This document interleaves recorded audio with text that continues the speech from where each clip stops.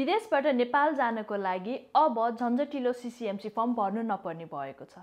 आउनुस् चिलगाडी च्यानलको आजको भिडियोमा यसबारे थप जानकारी लियौं।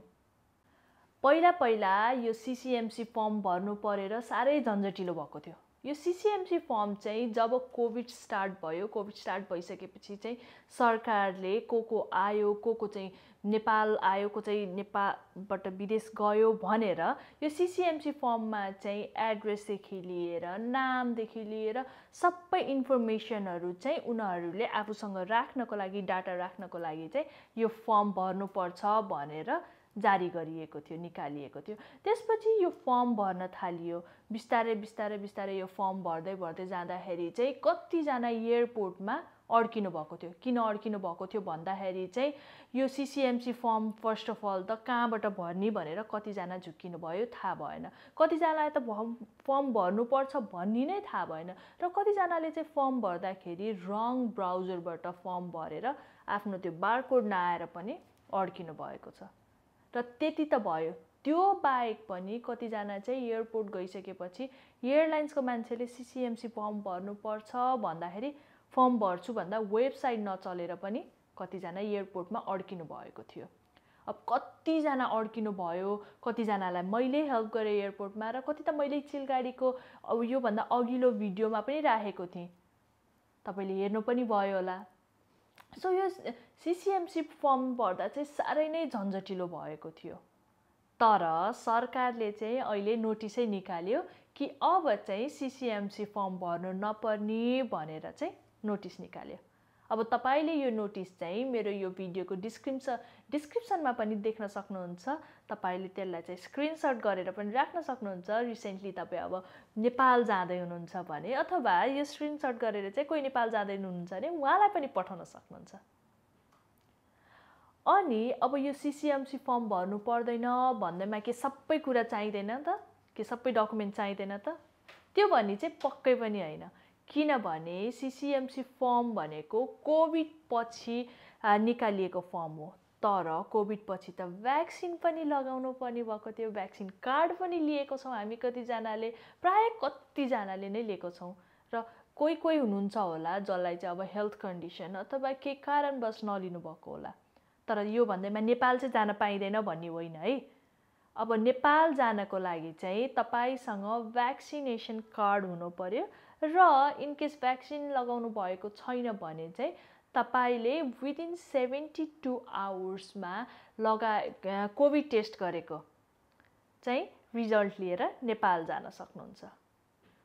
अब नेपाल जानको लागि त पहिला जस्तै पहिला जुन कोभिड हुनुभन्दा अगाडि जुन डकुमेन्टहरु जस्तै अब पासपोर्ट चाहियो, अब विदेशी पासपोर्ट बोक्नु भएको छ भने भिजा चाहियो, त्यो कुराहरु त ख्याल गर्नु परिहाल्छ। किनभने यो कुराहरु त चेन्ज भएको छैन। त्यही भएर सबभन्दा मेन कुरा चाहिँ पासपोर्ट चाहियो र पासपोर्ट सँगसँगै चाहिँ अहिले यो कोभिड भइसकेपछि, यो कोभिडको जुन आयो, कोभिड आइसकेपछि चाहिँ यो भ्याक्सिनेसन कार्ड पनि एकदमै महत्त्वपूर्ण भएको छ। अब हाम्रो देश नेपालमा चाहिँ यो भ्याक्सिन मात्र भए पुग्छ भनेर भनेको छ। भनेको लाइक 1 डोज जोन्सन एन्ड जोन्सनको 1 डोज अथवा अरु कुनैको चाहिँ 2टा डोज भए पुग्छ भनेको छ। तर कतिवटा अरु देश छन् जस्तै फिलिपिन्स, त्यसमा चाहिँ बुस्टरै चाहिन्छ भनेर पनि त्यहाँको सरकारले नै तोकिसकेको छ। हाम्रो नेपालले चाहिँ अहिलेसम्म भ्याक्सिन मात्र भनेको छ। त्यही भएर हामी अब नेपाल जाँदै छौं अथवा अब हुन्छ नि विदेशबाट नेपाल जाँदै छौं भने चाहिँ सबभन्दा मेन कुरा चाहिँ पासपोर्ट चाहियो अनि भ्याक्सिनेसन कार्ड चाहियो। यो कुरा चाहिँ तपाईले छुटाउनु भएन।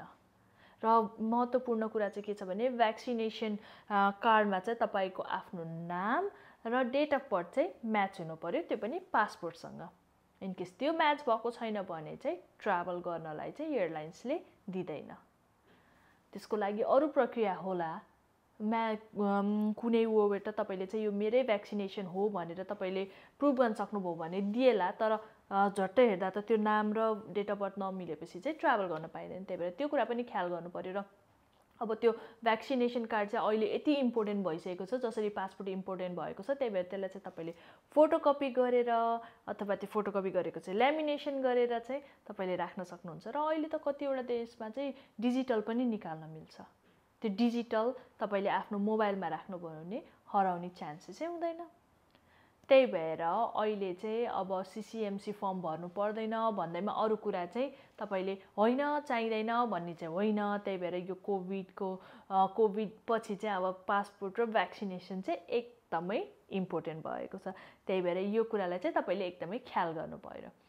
र होइन यसले चाहिँ कसरी भन्यो, अब एयरलाइन्सहरूले त अहिलेसम्म भनेको छैन भन्नुहुन्छ भने चाहिँ कस्तो हुन्छ भने मैले भन्न खोजेको चाहिँ के हो भने सबभन्दा फर्स्टमा चाहिँ तपाईँ अब अहिले ट्राभल गर्दै हुनुहुन्छ नेपाल, तपाईँ एयरलाइन्समा जानुभयो, एयरलाइन्समा गइसकेपछि एयरपोर्टमा गइसकेपछि चाहिँ तपाईँले अब म CCMC फर्म भर्नु पर्दैन मैले थाहा पाइसकेँ भनेर यो चिलगाडीको भिडियो हेरेर जानुभयो, तर उनीहरूले चाहिँ त्यो इन्फर्मेसन पाएको छैन भने चाहिँ तपाईँले म यो CCMC को फर्म चाहिँ डिस्क्रिप्सनमा पनि राखिदिन्छु, त्यसलाई चाहिँ स्क्रिनसट गरेर राख्न सक्नुहुन्छ अनि त्यो पनि देखाएर तपाईँ जान सक्नुहुन्छ होइन। तपाईँ अब रिसेन्टली अहिले ट्राभल गर्दै हुनुहुन्छ नेपाल अनि तपाईँ एयरपोर्टमा जानुभयो, काउन्टरमा गएर त्यहाँको मान्छेलाई चाहिँ अब मसँग CCMC फर्म भर्नु पर्दैन भनेर भन्नुभयो, तर त्यहाँको मान्छेले चाहिँ कहिलेकाहीँ के भन्न सक्छ भने होइन हामीले नोटिसै पाएको छैन, कसरी हुन्छ तिमीले भन्दैमा हुन्छ, म कसो पठाउँदिनँ, हामीले नोटिस नपाइकन हामी पठाउँदैन भन्न सक्छ। त्यही भएर त्यो फर्म तपाईँले देखाउन सक्नुहुन्छ जुन चाहिँ यो इङ्ग्लिसमा पनि छ नेपालीमा पनि छ र इङ्ग्लिसमा देखाउँदा उनीहरूले पढेर बुझिहाल्छ। अनि किन एयरलाइन्सले चाहिँ पहिला पाउँदैन अब पाएन भन्दाखेरि चाहिँ किनभने नेपालको सम्बन्धित मान्छेले चाहिँ एयरपोर्टको हुन्छ नि जुन एयरलाइन्सहरू चाहिँ विदेशमा उडिरहेको छ उनीहरूलाई चाहिँ त्यो इन्फर्मेसन फ्लो गर्नु पर्यो, सबभन्दा हेड अफिसमा पठाउनु पर्यो। जब त्यो हेड अफिसले पाउँछ हेड अफिसले चाहिँ बल्ल अरू स्टेसनहरूमा अनि दिन्छ। अब हिजोको आजै नोटिसहरू नपाउन सक्छ नि त, कहिलेकाहीँ 2 दिन 3 दिनसम्म पनि नपाउन सक्छ। त्यही भएर चाहिँ त्यो एयरलाइन्सको मान्छेले यो नपाउन सक्छ, तर तपाईसँग चाहिँ प्रुफ छ, सूचना छ, नोटिस छ भने त तपाईँले उसलाई देखाएर उड्न सक्नुहुन्छ नेपाल होइन। त्यही भएर चाहिँ यो कुरालाई पनि तपाईँले ध्यान दिनुपर्ने हुन्छ। र अझै अरू कुराहरू पनि भन्नुपर्दाखेरि चाहिँ अब नेपालले पो हेल्थ डिक्लेरेसन CCMC फर्म हटायो, तर अरू देशहरूमा त अझै पनि बाँकी छ नि त यस्तो कुराहरू, अझै के रुल्सहरू रेगुलेसनहरू उनीहरूले अझै पनि फलो गरिरहेछ। त्यही भएर हामीले चाहिँ त्यो चाहिँ हाम्रो जिम्मेवार हो, हामी नै जिम्मेवार हुनुपर्छ कि हामी विदेश जाँदा हामी जान लागेको देशमा चाहिँ के रुल्स एन्ड रेगुलेसन छ, त्यहाँ चाहिँ के चाहिन्छ भनेर चाहिँ त्यो कुरा आफूले नोटिस गर्नुपर्छ। आफूले नै त्यसमा रिसर्च गरेर एउटा नोटिस बनाएर, एउटा नोटिस भन्दा पनि एउटा लिस्ट बनाएर तपाईँले यो चाहिँ मसँग छ, अब पहिला पासपोर्ट भने जस्तो पासपोर्ट छ, भ्याक्सिनेसन छ, मेरो हेल्थ डिक्लेरेसन छ, अथवा अरू कुनै केही अब भ्याक्स कार्डहरू त्यस्तो केही रिक्वायरमेन्टहरू छ त्यो चाहिँ भरेर ठक्क एउटा फाइलमा लिएर एयरपोर्ट जानुभयो भने तपाईँलाई एयरपोर्टबाट केही झन्झटै हुँदैन, एयरपोर्टमा केही झन्झटै हुँदैन। काउन्टरमा गयो सुई पहिला जस्तो चेक इन गर्यो गइन्छ। तर तपाईँको त्यसमध्येमा पनि कुनै एउटा डकुमेन्ट मिस भयो भने चाहिँ तपाईँलाई एयरपोर्टबाट फर्काइन्छ। त्यही भएर एयरपोर्टबाट नफर्किनको लागि चाहिँ त्यो आफूले नै रिसर्च गर्नुपर्ने पर्यो, अथवा तपाईँले एयरलाइन्समा बुझ्न सक्नुहुन्छ अथवा नै तपाईँले जहाँबाट टिकट काट्नु भएको छ ट्राभल एजेन्सी अथवा कता हो त्यहाँ पनि तपाईँले बुझ्न सक्नुहुन्छ कि म यो देश जाँदैछु, के डकुमेन्टहरू चाहिन्छ मलाई इन्फर्मेसन देऊ भन्यो भने पनि उनीहरूले पनि तपाईँलाई प्रोभाइड गर्छ। सो यस्तै जानकारीमूलक भिडियोहरू चाहिँ म तपाईँको लागि चिलगाडीमा लिएर आउँछु र लिएर पनि आइरहेको छु। अनि तपाईँलाई चाहिँ अझ यसको बारेमा भन्दा पनि अब तपाईँलाई कुनै देश जाँदै हुनुहुन्छ त्यसको भिजाको रिक्वायरमेन्टहरू चाहियो अथवा के इन्फर्मेसन चाहियो भने पनि तल कमेन्ट बक्समा कमेन्ट गर्न सक्नुहुन्छ। मैले जानेको कुरा मलाई थाहा भएको कुरा चाहिँ म तपाईँहरूलाई प्रोभाइड गर्छु।